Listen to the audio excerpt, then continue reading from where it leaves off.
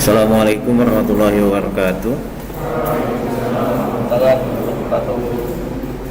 Yang di rumah jelas ya suara saya? Iya jelas Pak. Oke, terima kasih. Perkuliahan kita pada hari Kamis tanggal 31 Maret tahun 2022 ini kita masuk ke pertemuan yang ketiga ya. Ketiga ini kita lihat dari RPS-nya, yaitu menjelaskan tentang karakteristik mobile computing ya.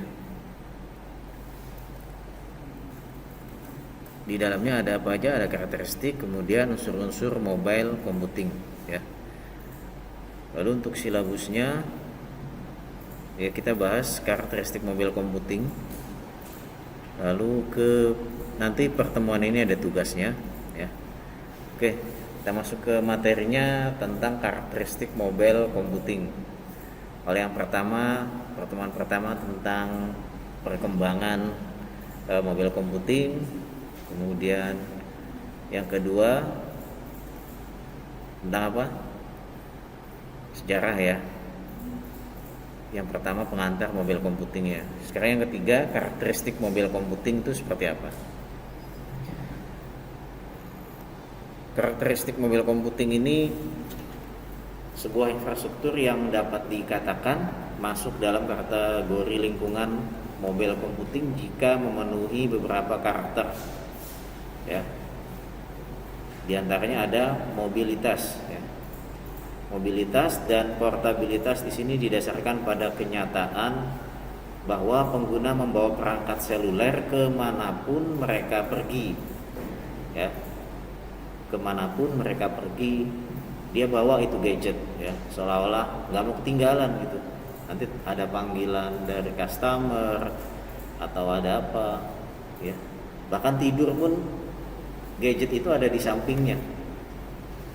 Gadget itu bisa disetting alarm ya, kemudian sebelum tidur biasanya browsing dulu gitu kan, sambil lupa matiin paket datanya kalau pas lagi tidur ya. Karena kalau kita tidur dengan gadget, efeknya apa? Elektromagnetnya nyamper ke otak kita ya. Nah, oleh karena itu pengguna ini dapat melakukan kontak secara real time dengan sistem lain dari manapun mereka berada. Itu salah satunya, gadget itu, perangkat itu dibawa kemana-mana, nggak ditinggal ya. Itu berarti mobile computing. Karakteristik yang pertama yaitu mobilitas. Kemudian yang kedua, interaktivitas sosial. Perangkat mobil harus memiliki kemampuan perangkat untuk berbagi data. Handphonenya harus bisa melakukan share internet, misalnya hotspot ya, dan kolaborasi antara pengguna. Yang ketiga, sensitivitas konteksnya. Karakteristik yang harus dimiliki oleh perangkat mobil yang selanjutnya adalah kemampuan untuk mengumpulkan dan merespon data nyata atau simulasi yang unik untuk lokasi, lingkungan, atau waktu saat ini ya.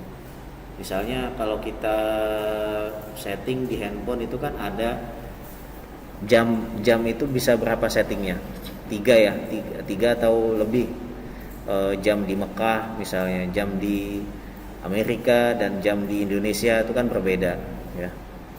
Misalnya kita mau ngubungin teman kita yang ada di luar negeri, ya kita harus tahu dulu di sana jam berapa gitu ya. Seperti itu. Jadi biar tidak mengganggu ya. Misalnya di sana malam, di sini pagi gitu kan. Ya seperti itu, harus sensitivitas konteksnya, harus bisa mendeteksi lingkungan di sekitarnya. Contohnya kalau gadget handphone kita kan sudah bisa mendeteksi apa? Suhu ya. Karena koneksinya dengan internet gitu kan. Kita menggunakan Play Store dengan email Google. Nah, nanti di situ dapat informasi dari Android saat ini jam berapa, suhu berapa derajat saat kita berada, itu kan ada menunya, itu dikasih tahu informasinya ya. Ditambah lagi jika kita menginstal aplikasi yang lainnya yang ada di Play Store, misalnya BMKG ya, atau apa yang menunjukkan ya, agar kita mendapatkan informasi secara real time, ya, seperti itu. Yang keempat, konektivitas. Memiliki kemampuan perangkat untuk terhubung secara digital untuk keperluan komunikasi data di lingkungan apapun. Ya. Ini di lingkungan apapun artinya ini akan berkurang manfaatnya kalau kita tidak dapat sinyal, ya. Misalnya di pegunungan atau sinyalnya kita dapatnya cuma 4G gitu. Ya udah, untuk internet ya belakangan, ya. Seperti itu. Yang kelima ada individual. Kemampuan perangkat yang memberikan kesempatan kepada pengguna untuk menyediakan perencanaan pada kegiatan yang sulit dan penyesuaian individu. Artinya apa? Perangkat ini harus bisa membantu tugas kita, ya, secara individu. Dengan adanya gadget yang kalian punya, membantu nggak gitu, ya? Ya kalau membantu berarti terpenuhi bahwa gadget atau handphone kita sudah berfungsi sebagai mobile computing, ya. Kemudian ukurannya itu harus kecil. Handphone sekarang makin gede atau makin kecil? Tergantung. Kalau buat main game ada. Dulu handphone kan kecil, ya, Nokia gitu kan. Kenapa sekarang tambah gede layarnya? Karena fungsinya bertambah, ya. Dulu cuma buat nelpon doang. Dulu sebelum Nokia itu kecil kan besar juga gitu, ya, bentuknya. Waalaikumsalam. Ya. Ukurannya harus kecil. Ya, di sini dijelaskan handle, ya, bisa dipegang lah. Ya. Kalau semisal harus tangan dua lah, itu diletakkan, ya, tidak dipegang. Palm tops dan ponsel pintar karena ukurannya yang kira-kira mirip telepon. Perangkat seluler ini tipikalnya akan pas dengan tangan atau saku orang dewasa. Beberapa perangkat seluler dapat melipat atau menggeser dari mode portable, ya. Misalnya di switch bisa diputar, ya, putar otomatis. Biasanya kan kalau kita setting seperti itu. Memperlihatkan keyboard bawaan atau layar yang lebih besar. Pernah pakai keyboard USB dicolok ke handphone? Nah, itu rasanya gimana, ya? Teman saya pernah kayak gitu. Keyboard di layarnya rusak, jadi dia pakai OTG. Nah, itu OTG kan micro to USB, ya, colok ke situ, dongle-nya pakai tuh keyboardnya. Ya nggak enak, ya, walaupun ngetiknya gitu, karena touchpadnya rusak. Atau laptop yang keypadnya ini rusak, diganti dengan keyboard USB. Kemudian komunikasi secara nirkabel, ya. Perangkat mobile biasanya mampu berkomunikasi dengan perangkat serupa lainnya, baik dengan komputer. Artinya berkomunikasi dengan laptop, komputer dan sistem stasioner, dengan jaringan dan telepon portable. Ya, ini harus bisa berkomunikasi, ya, baik melalui input outputnya. Ada infrared, ada Bluetooth, ada I/O-nya, apalagi USB, HDMI, ya, atau menggunakan nirkabel wireless, ya. Dan banyak model dilengkapi untuk mengakses telepon seluler dan jaringan data nirkabel juga. Email dan SMS adalah cara standar untuk berkomunikasi dengan perangkat seluler. Meskipun banyak juga yang mampu menelpon dan beberapa perangkat seluler khusus seperti RFID dan barcode. Nah, berkaitan dengan RFID, ini pakai apa nih? Pintu, ya. Access card ini menggunakan RFID, ya. Di dalamnya ada RFID-nya, misalnya kunci untuk ruang 306, kodenya apa, sandinya apa, itu ditempelin, pintu terbuka, ya. seperti itu. Nah, dulu waktu rencana absensi mahasiswa di kampus itu berbagai macam untuk mempermudah biar dan membuat simpel. Dulu kalau kita absen perkuliahan dipanggil ya, Ahmad Hadi misalnya gitu, hadir Pak, jadi memakan waktu. Nah itu untuk mengatur biar waktu itu nggak dipakai buat absen aja. Selain akhirnya timbul ada aplikasi My Student ya, M Student. Nah, sebelum itu kan berproses. Pertama kan absen dipanggilin, sebelumnya tanda tangan. Lalu ada ide gimana kalau kita absen pakai barcode. Apa yang di barcode gitu kan?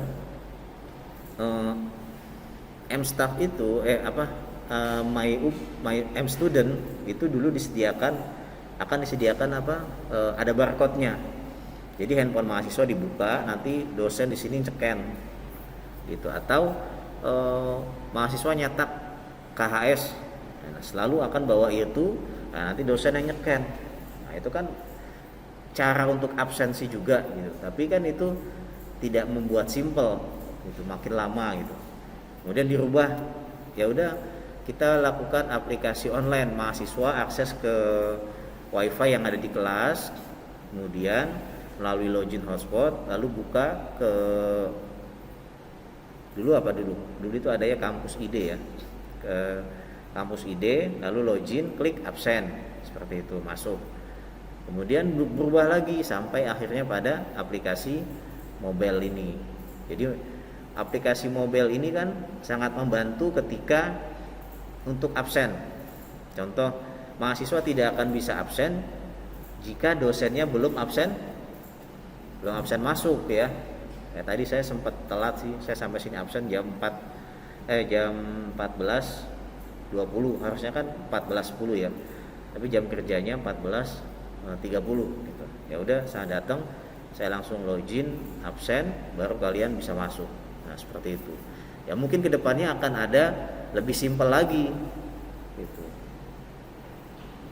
Ya saat ini kan masih dibuka, ada yang bisa learning BSIS ID ini kan nggak dikunci di lokal saja, tapi dibuat internet ya, sehingga kalian bisa absen di mana saja, tidak perlu menggunakan jaringan kampus seperti itu. Bahkan yang online di rumah juga bisa, tapi dosennya harus login absen masuk dulu ya, seperti itu. Kemudian perangkat pendukung mobile computing. Ini harus ada hardware-nya pastinya ya. Hardware terdiri dari CPU, Central Processing Unit ya. Kemudian storage memorinya, storage memory communication. Nah, bicara CPU itu Central Processing Unit. Sekarang orang beli handphone yang dilihat apanya, Mas? Dan ada CPU-nya apa? Prosesor. Nah, kemudian dilihat juga ukurannya berapa nano ya, nano mili gitu kan, 12 nm apa masih 10 gitu. Jadi semakin kecil prosesornya semakin cepat ya. Kemudian clocknya berapa.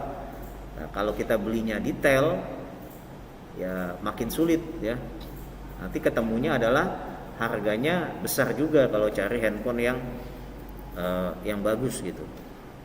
Kemudian pastinya ada storage memory communication, ada untuk menyimpan datanya, atau data itu maksudnya di sini bukan paket data ya, apa namanya, buffer ya, memorinya.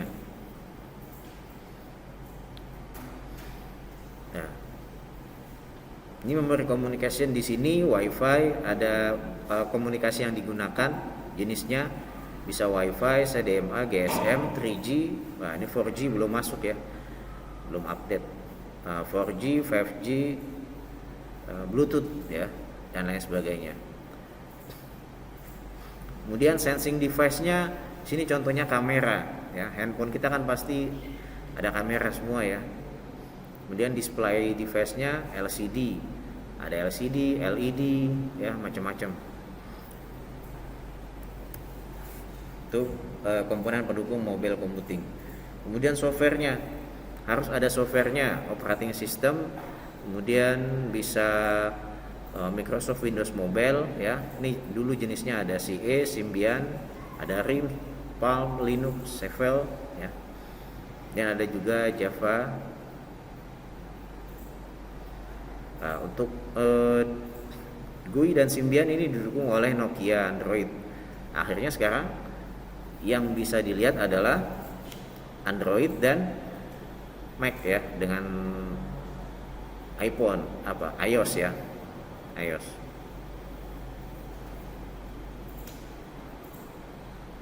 Android basisnya Linux ya, sampai Nokia juga menggunakan Android karena mengikuti perkembangan teknologi handphone saat ini yang diminati oleh masyarakat ya. Kelebihan dan kekurangan mobile computing. Kelebihannya apa? Secara mobilitas, teknologi mobile computing ini memungkinkan orang untuk tidak terikat dengan tempat ya. Kayak perkuliahan ini, yang mau datang silakan, yang online ya silakan. Yang penting diisi absensinya, kemudian memperhatikan dosennya ketika mengajar seperti itu. Dan jika ada yang tidak paham bisa bertanya. Pengguna dapat melakukan pekerjaan sekaligus berkomunikasi dengan orang lain dimanapun dan kapanpun. Ya kalau yang online ya mungkin bisa sambil beraktivitas, entah itu sambil bekerja atau melakukan yang lain ya. Dan yang di sini ya perhatikan ya dosennya. Yang kedua adalah keefektifan ya. Efektif dengan menggunakan mobile computing, lebih banyak pekerjaan dapat diselesaikan karena fleksibel dalam hal tempat bekerja. Ya. Kenapa harus ada PTM? Ya, kan alasannya pada pertemuan pertama, kalau di rumah malas-malesan Pak gitu. Ya, kemudian bosen nggak ketemu orang gitu kan, nggak ketemu teman. Ya itu salah satu ciri manusia, ya harus ketemu dengan manusia yang lain ya. Kalau enggak ya jenuh sendiri hidup di dalam kamar, apalagi yang ngekos ya. Ke belakang kamar mandi, depan ketemu teman, pintu lagi gitu kan. Keluar kamar cuman cari makan sama ke kamar mandi ya. Jadi jenuh. Ya kalau kita PTM bisa masih dengan menjaga protokol kesehatan, kemudian bisa bersilaturahmi dengan dosennya, dengan mahasiswa teman yang lain ya. Oke, kekurangannya rendahnya jaringan bandwidth ya. Setiap jaringan nirkabel menyediakan kapasitas bandwidth yang berbeda. Namun bandwidth nirkabel ini terlalu kecil dibandingkan dengan jaringan tetap seperti ATM asynchronous transfer mode yang dapat memberikan kecepatan hingga 155 Mbps. Nah, sekarang sudah update, enggak rendah, tergantung kita punya gadgetnya yang seperti apa ya. Contoh sekarang udah ada paket 4G. Handphone di sini pasti udah 4G semua kan? Ya, 4G. Dulu untuk ganti handphone 4G aja bendanya masih mahal ya. Sekarang sudah murah ya. Paket datanya juga semakin ya variasi ya.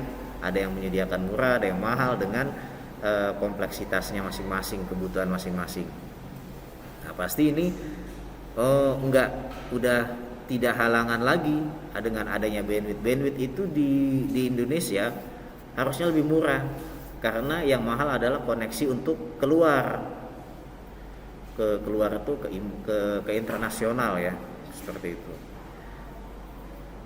Kemudian koneksinya yang lemah lah. Kalau kita menggunakan wireless, otomatis ada batasannya jangkauannya ya. Kalau kita menggunakan broadband atau nirkabel yang menggunakan provider, ya penyedia layanan harus membuat BTS yang bisa dijangkau oleh kliennya ya.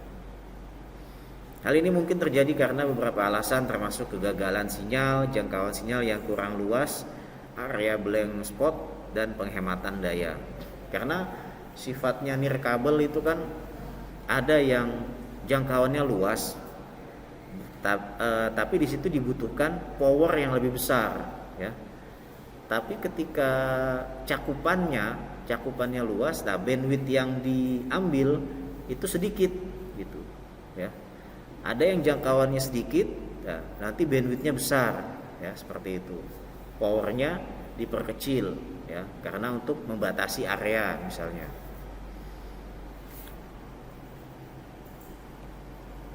Biaya komunikasi asimetrik, kapasitas bandwidth yang berbeda antara hilir komunikasi dan komunikasi upstream telah menciptakan sebuah lingkungan baru, situasi yang dapat mengakibatkan komunikasi asimetri. Salah satunya adalah karena kemampuan perangkat fisik, misalnya server memiliki pemancar siaran kuat, sedangkan klien mobile memiliki kemampuan transmisinya kecil. Ini terjadi apa?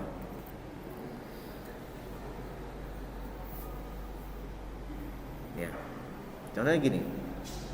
Ketika kalian streaming di YouTube lah, kalian streaming di Jakarta dengan di daerah yang sinyalnya tidak maksimal, 4G-nya hilang, 3G-nya ada.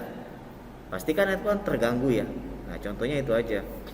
Jadi dari servernya YouTube ya besar ya, di load-nya itu besar. Kemudian karena keterbatasan area pemancar dari broadbandnya, maka ketika kita ada di satu lokasi yang kurang baik, ya dapatnya sinyalnya menyesuaikan kan handphone kita gitu, nggak bisa kita dapat 4G di situ. Kecuali kalau Indonesia ini sudah rata semuanya dengan 4G, ya itu kita bisa nikmatin ya, mau di mana aja, sampai di pegunungan pun misalnya dapat sinyal 4G, ya itu kan lebih maksimal mobile computingnya gitu ya. Konsumsi tenaga perangkat mobile computing ini sangat bergantung pada daya tahan baterai sebagai sumber tenaga pastinya ya. Kalau kita berjalan, berapa lama handphone kalian? Handphone itu paling banyak berapa? 5.000 ya, 10.000 belum ada ya. 5.000 pun itu disesuaikan dengan penggunaan sinyal, memori, prosesor, kemudian apalagi dan LCD-nya itu kan yang dibuka itu apa? Game atau browsing doang ya, atau sosmed saja itu kan. Nah, kadang kan kalau kita menggunakan handphone yang dibuka macam-macam ya. Ada browsernya dibuka, medsosnya dibuka, kemudian YouTube juga, lagi main game juga, yang ada handphone kita panas ya, dayanya cepat habis ya. Berarti masalah konsumsi daya sangat terbatas dengan adanya mobile computing ini. Nah, makanya yang dijual laku apa? Powerbank ya. Powerbank main gede-gedean, tapi powerbank ada yang asli, ada yang palsu ya. Ada yang 25.000, benar-benar 25.000 atau tidak gitu kan. Ada yang 10.000 ya. Tergantung merek ya, silakan dicoba masing-masing gitu. Dah, selesai kuis. Ada yang mau ditanyakan tentang kelebihan, kekurangan daripada mobile computing, kemudian perangkat pendukung daripada mobile computing, karakteristiknya mobile computing itu yang tadi ya.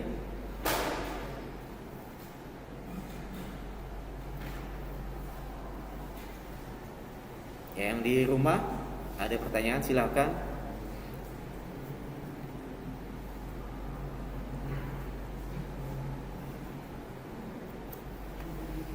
Oh iya, tugasnya ini pada pertemuan ketiga ini tugas kelompok dalam membuat laporan tentang perangkat mobile computing. Apa ini? Metode pengerjaannya, mahasiswa membuat resume mengenai perangkat pendukung mobile computing, mahasiswa mengupload pada blog. Ya, bentuk formatnya mahasiswa mengupload resume yang telah dibuat ke dalam blog yang sudah dibuat. Tapi kelompok, jangan kelompok ya.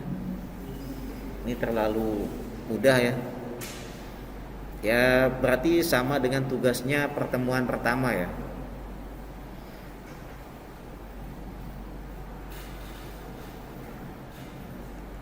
Ya, ini nanti saya upload ke e-learning BCSID saya potong ya.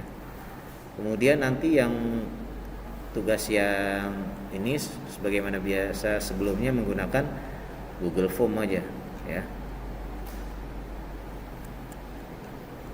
Oke, untuk yang di rumah silakan ditampilkan videonya.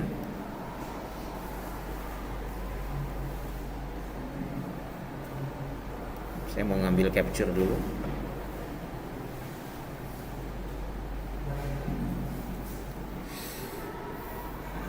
Ada berapa ini? Ada 8, 7 berarti ya.